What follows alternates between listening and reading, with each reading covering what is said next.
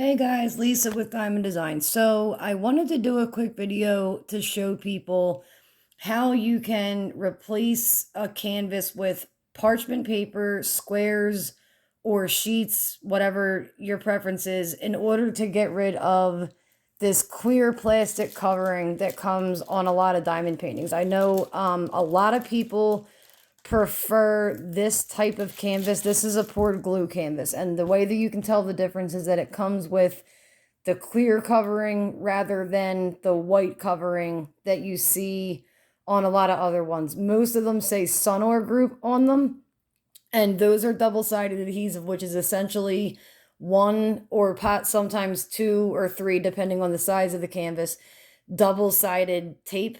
It's like one big layer that they lay down, and then it's covered with the white covering. But what happens with the white covering is that you can get the bubbles and the rivers in it that you end up having to cut and slice down, which can result in popping drills and things like that. So really quickly, I just wanted to show you what I'm doing. So I already have 2 rows started here, as you can see. In this case, I'm using 4x4 sheets of parchment paper that look like this. This is one sheet, and I'm just going to lay a few of them down. I'm not going to show you the entire canvas. These particular ones came in this bag. You can see right here, it says 500 4x4 inch sheets. You do need to make sure that it's parchment paper. One thing to make sure to avoid is never, ever, ever use wax paper to replace the clear covering, because it will get stuck on your canvas and it is really hard and takes a lot of time to get off. So I've already started. So as you can tell, once you pull this portion back, there's nothing for this to stick to anymore because I've already replaced it with the parchment paper. Now for this particular canvas, the reason that it looks a little bit different right here is because this square behind here was already covered, but I still had to cover this last little piece on the end.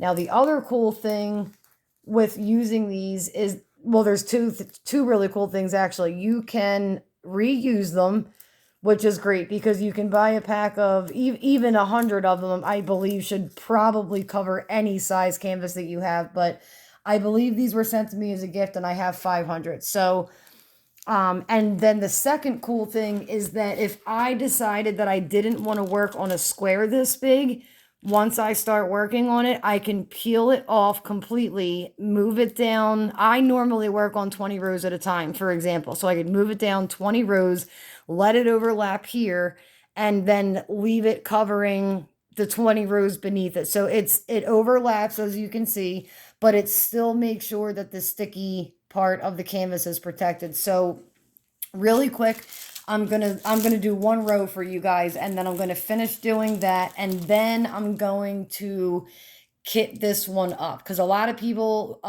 really want to see the drill quality both on and off the canvas. So I decided to jump ahead and get into this one, especially since I'm considering switching manufacturers. I think it's important for people to not only see the way that it came, which you can see in my previous video, but also, and especially because that's more, or this is more important than anything, in my opinion, and based on the feedback that I got, is the quality of the diamonds. So what you want to do, so now you can tell that right here has been covered. Now when I pull back the sticky here, or I'm sorry, the plastic can, or the plastic cover, you want to make sure not to, like, I don't ever, and this is just me, I have 2 cats, so that's a big part of the reason, because cat hair gets everywhere. For anybody that has dogs or cats or anything furry, you know how that goes. So I kind of peel back just enough to work on. Then what you want to do is line up, and also, as most diamond painters know, the sticky usually goes a little bit outside of the canvas, which in this case it goes to right about here. That's why if you look here, I have the paper, just trying to make sure you can see it. It sticks out to about right here. So you just take the square, or like I said, you can use any like regular parchment paper, you can cut it yourself. You can just take layers. If it comes in a roll like Reynolds wrap, for example, you can just lay it across and then use an X-Acto knife or something like that to cut it, or you can use scissors and cut it in advance. But I prefer these pre-cut squares just because I think it's easier to work with and they all match up evenly. So you just line it up with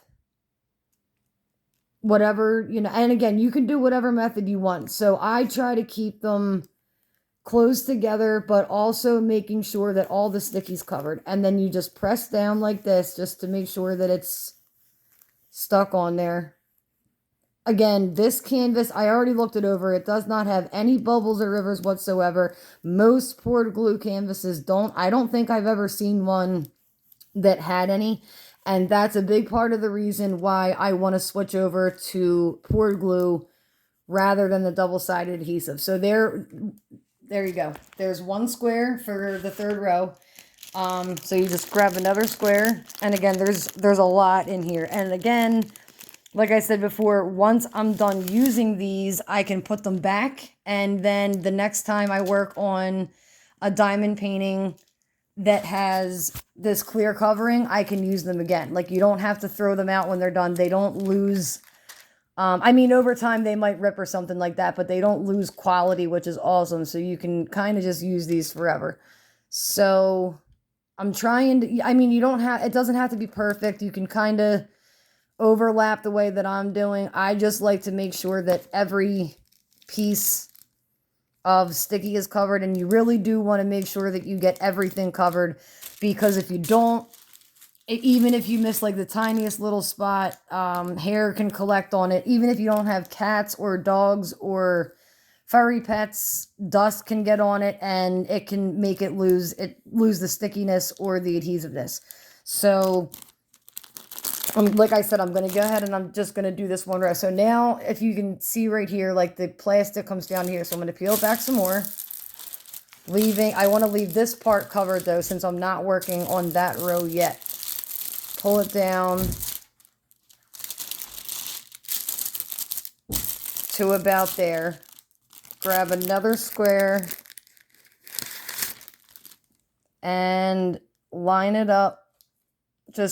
And like I said, just barely cover the other one just to make sure that you don't have anything protruding with the adhesive, because it's a nightmare if you lose stickiness or if it gets fur or dust or anything like that on it. So I'm just going to show you the remainder of this row.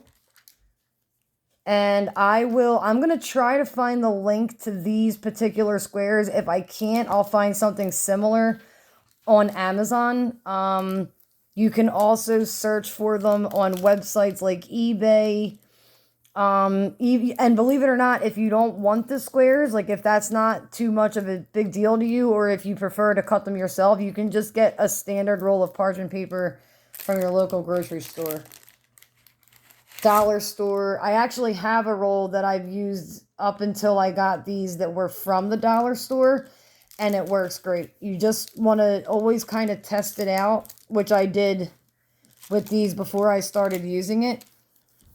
And the way that you can do that, I've never personally had parchment paper that didn't work, but what people will do is they'll take a corner just like this, place it down on like a little section of the canvas like this, push down, lift it just to make sure that the paper doesn't get stuck on there. I've never personally had any problems as long as it's parchment paper and not wax paper, but apparently some people have. So I would always just do a really tiny small section, and in the event that paper does get stuck on there, I've been told that you can use baby wipes to remove the paper that gets stuck, and then it will, even though you put the baby wipes on the canvas, for some reason it still leaves it sticky. So this is what I was talking about. I still have to cover this small little tiny section at the end.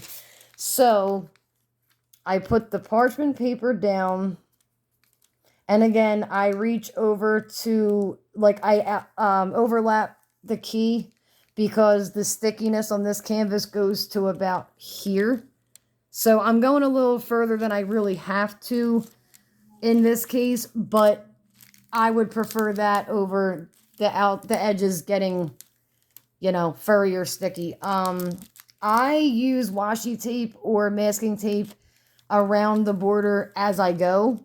That's just my preferred method. Some people like to add it to the border before they start working. That it's, again, that's something that it's personal preference and it's up to you. So that's one row. Now I have 3 of them completed. I'm just going to turn it real quick and show you. So, and it's, you know, again, it doesn't have to be perfect. It doesn't have to be, like, you can see how, you know, this one's a little bit bigger than the other one. It's up to you. It's however you want to do it. The main goal is to make sure that the entire canvas is covered. So I'm going to go ahead and finish up covering up the canvas with the parchment paper so that I can get rid of this film entirely. And again, some people like to work on it with this on there, but most people don't. Given the comments that people left on the video, feedback that I received, they said that they would prefer the poured glue canvases, which is what this is, over the double-sided adhesive, which so do I personally, but I cannot stand working with the this type of a cover. So I should be done the final 2 rows in about 5 minutes, and then I am going to kit the diamonds up, which I'll do a quick video on that. I'm definitely not going to make you guys watch the whole process, but some people have questions about it. So thank you guys for watching. If you have any questions about this process, feel free to reach out to me, comment. Feel free to like and subscribe because I'm going to be adding quite a few videos in the coming weeks and months. If there's a particular video you'd like me to do for you, just request it below. And I will be back shortly after I get this kitted up and ready to go. Thanks for watching. Bye-bye.